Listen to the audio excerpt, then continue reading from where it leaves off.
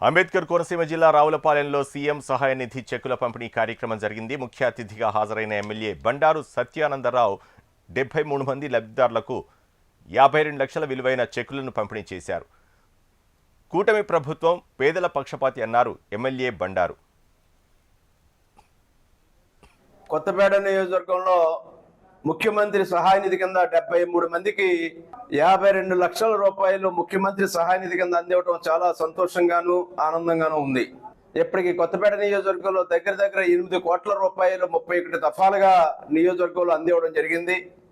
ముఖ్యమంత్రి సహాయ నిధి పేద వర్గాలకు అందరికీ కూడా ఆలంబనగా ఉంటుంది.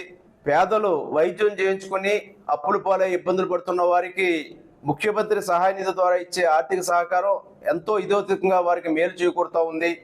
మానవ సేవే మాధవ సేవగా చంద్రబాబు నాయుడు గారు కొత్తపేట నియోజకవర్గం నుంచి వచ్చిన ఏ దరఖాస్తులైనా వెంటనే వాటిని మంజూరు చేసి నిధులు ఇస్తూ ఉన్నారు. చాలా పేద వర్గాలకి ఎంతో మేలు కలుగుతూ ఉంది. గత వైసీపీ ప్రభుత్వ హయాంలో కనీసం ముఖ్యమంత్రి సహాయ నిధి కింద వారికి కావలసిన కొందరికే పరిమితమైంది తప్ప ఎవరికి కూడా ముఖ్యమంత్రి సహాయ నిధి కింద ఆర్థిక సహకారం అందిన పరిస్థితులు లేవు.